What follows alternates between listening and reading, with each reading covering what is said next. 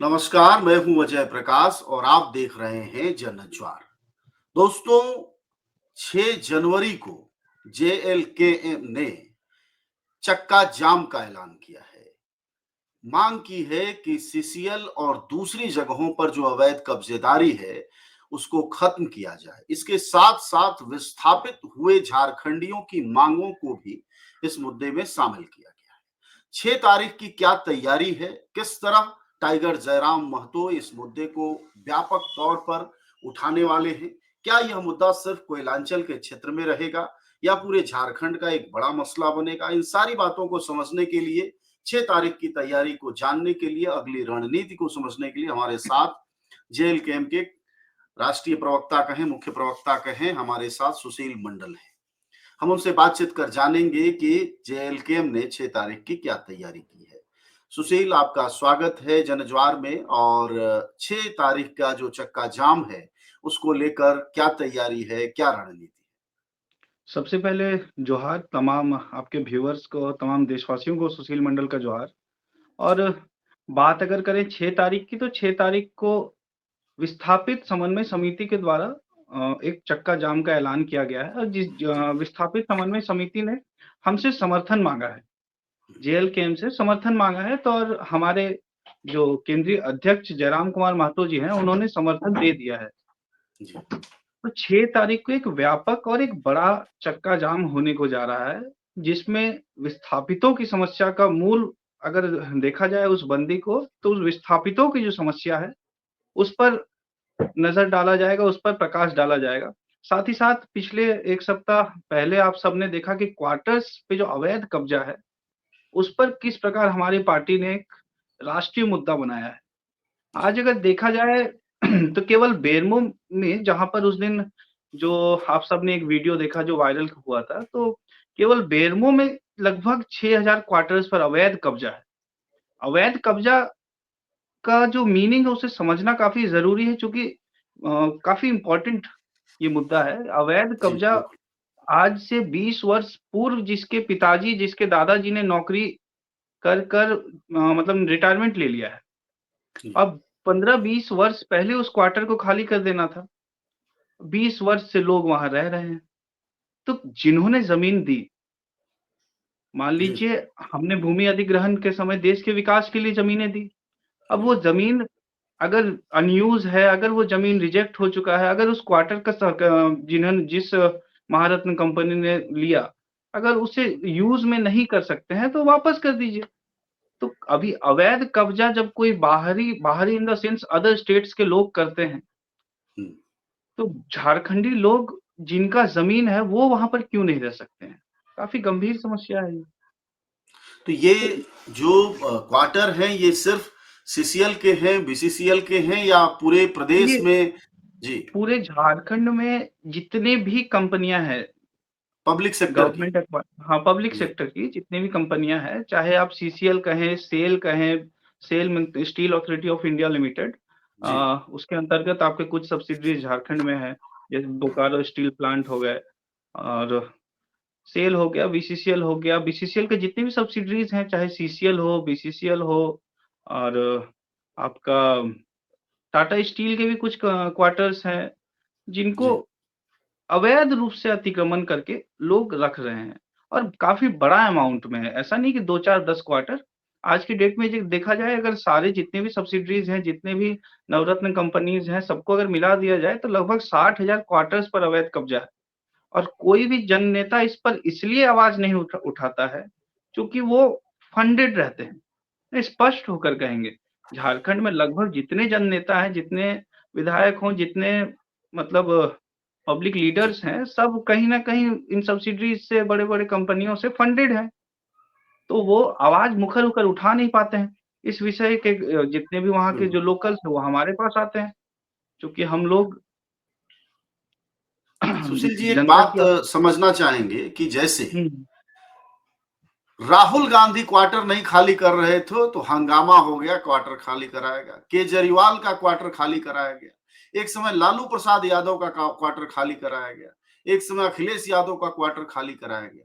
ये कंपनियां भी, अगर आप किसी यूनिवर्सिटी में पढ़ाते हैं, सरकारी कहीं कर्मचारी हैं, अगर आप क्वार्टर नहीं खाली करते हैं तो आपकी पेंशन रोक लेती हैं, आपकी ग्रेच्युटी रोक लेती हैं, आपकी पीएफ रोक लेती हैं, सब आपको पेंशन नहीं देती। यहाँ ऐसा क्यों नहीं हुआ? सर यहाँ ये सबसे बड़ा छूट बात क्यों है दी ना गई? कि क्या मकसद था? इसके पीछे एक छोटा-सा रीज़न है कि इनका संरक्षण कौन दे रहा है। मान लीजिए आप या हम किसी क्वार्टर में रह रहे हैं दूसरे राज्य के क्वार्टर में, तो हम वहाँ जी। के लोकल जो लीडर हैं उनके वोटर हो चुके हैं। तो हुँ, वोट्स का खेला है यहाँ पर। मान लीजिए बेरमो की बात करें, तो हुँ, बेरमो में वो अनूप सिंह मान लीजिए वहाँ के जो वर्तमान विधायक जो अभी नवनिर्वाचित विधायक हैं, पहले भी थे, पिछले जी। 15 साल से उनका परिवार वहाँ राज कर रहा है। तो नवनिर्वाचित विधायक उनको संरक्षण देता है, चूँकि उनका वोटर्स जो है, हुँ, वोट्स का खेला है। केवल वोट राहुल गांधी के क्वार्टर को कोई वोट का वहाँ पर किसी को हुँ, नुकसान नहीं है, लेकिन अगर यहाँ पर बेरमो के क्वार्टर्स को खाली कर दिया जाता है, तो वहाँ के लोकल जो लीडर हैं, उनको वोट्स का इश्यू हो जाएगा। बोकारो में भी अगर सेल का क्वार्टर्स खाली कर दिया जाए, तो वहाँ के जो लीडर जो जीते हुए हैं, उनको वोट्स का इश्यू हो जाएगा। तो ये वोट्स का जो प्रलोभन है ना, इसके कारण जो रैयत है, जिनकी ज़मीनें हैं, वो इस दर्द को झेल रहे हैं। अब किसी को बेघर कर दिया गया, 20 वर्ष से वो अपनी चप्पल घीस रहा ऑफ़िस में जाकर कि उन्हें मुआवज़ा तक नहीं दिया गया। 15-20 वर्ष से वो केवल अपने मुआवज़ा के लिए घूम रहा है। नियोजन तो छोड़ ही दीजिए। तो नहीं, कहीं मैं न सुशील कहीं एक और सवाल आपके ही मुद्दे से जुड़ा है। मैं कह रहा हूँ कंपनी से रिटायर हो गए, कंपनी से उन्होंने क्वार्टर नहीं खाली किया, तो ये झगड़ा कंपनी और उस व्यक्ति के बीच का है।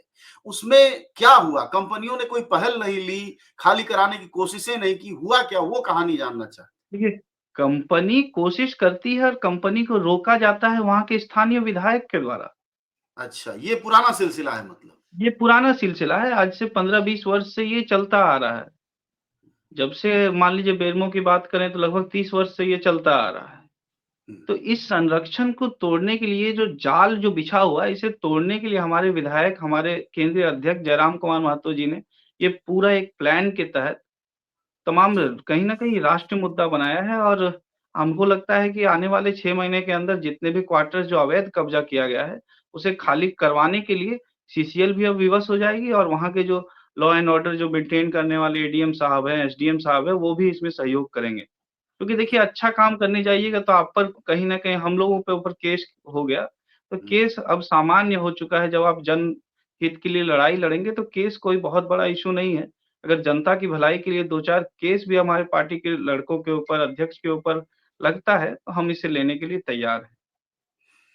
दूसरा चलिए ये तो सत्ता पक्ष है जो हेमंत सोरेन है, कांग्रेस है, ये तो सत्ता में बैठे लोग हैं। विपक्ष की जो पार्टियां हैं, खासकर आजसू, भारतीय जनता पार्टी, उसने क्या विस्थापन के जो ये जिनका समर्थन आप लोगों ने किया है, क्या विस्थापितों के इन मुद्दों को बीजेपी समर्थन दे रही है?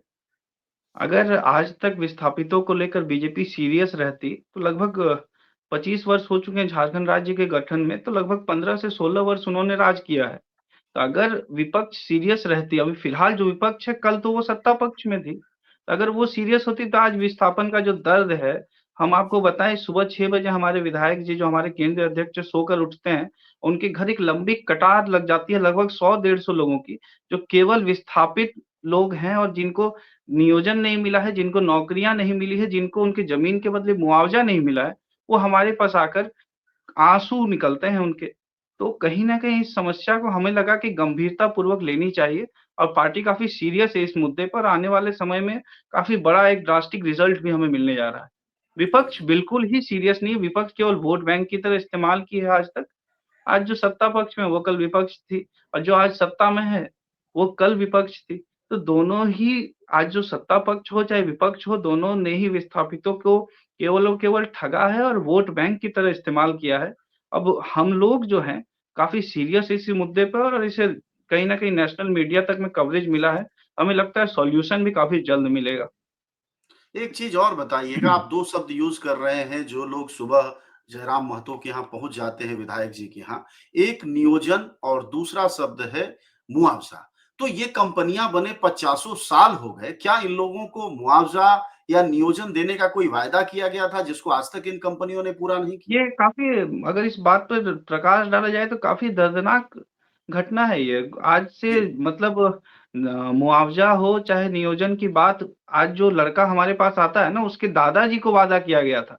एक जनरेशन पहले ही जिनका डेथ हो चुका है ऑफ़िस के दो चक्कर लगाते-लगाते, उनके पिताजी अब बूढ़े हो चुके हैं और एक लड़का, एक बच्चा 18, 20, 25, 30 साल का हो गया है, वो आता है हमारे पास। एक लंबा प्रक्रिया है, लोग लगभग 30, 40, 50 वर्ष से चलता आ रहा है और लोगों को मतलब दर्द इस प्रकार से लोग झेल रहे हैं कि अब उनके पास मान लीजिए उनकी ज़मीनें चली गई, जिससे वो जी, खेती करते थे, उनका घर चला गया रहने के लिए। अब अभी हम बोकारो की स्थिति देखें तो 40 गाँव ऐसे हैं, जो झारखंड के मानचित्र में ही नहीं है। मतलब विस्थापित होकर उनको एक जंगली क्षेत्र में जाकर रहना पड़ा, जो आज तक ना नगर निगम में आ पाया, ना ग्राम पंचायत में आ पाई। तो इन सब चीज़ों को ना वहाँ के स्थानीय विधायक उठाते हैं, ना सांसद उठाते हैं। तो आज उन झारखंड के पास कोई ऑप्शन ही नहीं है। झारखंड के जो शोषित, वंचित, पीड़ित लोग हैं, उनके पास कोई ऑप्शन नहीं है टाइगर जयराम माथुर के अलावा। इसलिए वो लंबी कतार लगती है सर। जी। तो आपका ये कहना है विपक्ष का कोई साथ नहीं है, सत्ता पक्ष में खुद आपने विधायक जी का नाम लिया है। तो ये बताइए आखिरी सवाल आपसे ये कि इसको लेकर विस्थापितों की एकता की एक अपील कर रहे थे जयराम महतो, जो सीसीएल के बाद का एक कार्यक्रम बेरमो में वीडियो में देख रहा था। तो क्या उसका असर हुआ है? क्या विस्थापित एकजुट हुए हैं या अभी भी भाजपा समर्थक विस्थापित, कांग्रेस समर्थक विस्थापित, जयराम समर्थक विस्थापित इस गुट में बँटे हुए हैं अभी भी? नहीं, नहीं, ये अब हमको लगता है 24 वर्ष में पहली बार ऐसा हुआ है कि कोई समर्थित विस्थापित नहीं रहा है। हुँ, विस्थापित अब डायरेक्ट फ्रंट लाइन में आकर लड़ाई लड़ रहा है और चाहे सीसीएल हो, आज बीसीसीएल में भी आने वाले समय में एक व्यापक आंदोलन होने को जा रहा है। सिंदरी जो हमारे धनबाद में सिंदरी क्षेत्र है, जी। वहाँ पर आपका हर्ल की कंपनी है, एसीसी है, वहाँ पर भी लोग विस्थापित हुए हैं। तो जितने विस्थापित हैं अब फ्रंट लाइन में आकर खुद अपनी लड़ाई लड़ रहे हैं। क्योंकि इससे पहले जब वो लड़ाई लड़ते थे उनको डायरेक्ट लाठियाँ बरसा दी दी जाती थी, उनको डायरेक्ट केस कर दिया जाता था। अब एक विधायक उनके आगे आकर खड़ा है, एक ढाल बनकर खड़ा है जो उनकी लड़ाई को खुद लड़ रहा है और आने वाले समय में झारखंड में हमें लगता है कि ये पहली बार 24 वर्ष में होने जा रहा है जब विस्थापितों को उनका हक अधिकार मिलने को जा रहा है। क्या विस्थापितों की संख्या का कोई आकलन है? उनके जिले और उनका जातीय स्थिति क्या है? इस बारे में कोई जानकारी दे पाएँगे आप? देखिए, जहाँ तक विस्थापितों की जाति के ऊपर देखा जाए तो कोई विशेष एक जाति के लोग नहीं हैं। हर हुँ, जाति, हर कस्बे के लोग यहाँ पर पीड़ित हैं। उसके बाद जिला देखा जाए तो मैक्सिमम कोयलांचल का ही क्षेत्र इसमें ज़्यादा इन्वॉल्व है, चूँकि कोयला का खनन यहाँ पर 1879 1889 में स्टार्ट हुआ था और तब बिल्कुल। से लगातार लोगों को विस्थापित किया जा रहा है, कोयला निकाला जा रहा है, देश के विकास में कोयला दिया जा रहा है।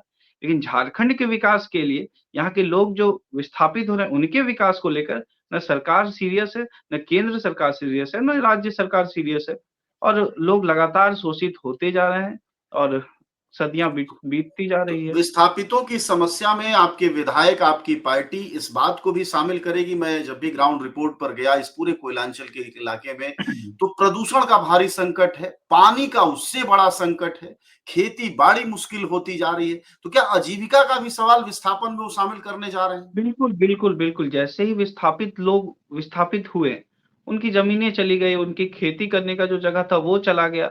साथ ही साथ अगर कुछ लोग मान लीजिए 5 किलोमीटर रेडियस में एक विस्थापन का क्षेत्र बन गया। अब लोग 5 किलोमीटर के दायरे के बाहर जाकर जब लोग रहने जा रहे हैं, तो एक पॉल्यूशन काफ़ी व्यापक रूप से मीथेन गैस निकलता है। जानते हैं आप भी कि जब खनन होगा तो कै गैसेज़ जो हैं हार्मफुल गैसेज़ की तो संख्या इतनी ज़्यादा ओज़ोन निकलेगा, आपका मीथेन निकलेगा और उसको झेल रहे हैं और लोग भी आप एक बार कभी झरिया आकर देखिए, झरिया के ऊपर काफ़ी कुछ बायोपिक्स बने हैं, उनको एक बिल्कुल। बार नज़र डालकर देखिएगा कि मैं लोग खुद गया हूँ जितने झरिया। जी। हुँ, हाँ, जब गए हैं तो लोग अगर 30% लोग नेचुरल डेथ से मर रहे हैं, तो 60% लोग जो है कोई बीमारी से ग्रसित होकर मर रहे हैं। तो इस पर भी तो सरकार को तो सीरियस रहना पड़ेगा। ना केंद्र सरकार सीरियस है, ना राज्य सरकार सीरियस है और जब कोई आंदोलन होता है तो केंद्र सरकार से भी निर्देश आता है लाठियाँ बरसाने की और राज्य सरकार की तरफ से भी आता है लाठियाँ बरसाने की। तो आज के डेट में विस्थापित लोगों के पास कोई ऑप्शन ही नहीं है। फिलहाल उनके पास जयराम कुमार महतो नाम का एक विधायक, एक केंद्रीय अध्यक्ष जेएलकेएम पार्टी का है, जिनका साथ अगर उन्हें मिल रहा है, तो वो खुलकर आ रहे हैं हमारे पास और फ्रंट लाइन में अपनी लड़ाई को लड़ रहे हैं। इस इलाके में माफिया भी बहुत है और आपके विधायक अकेले हैं।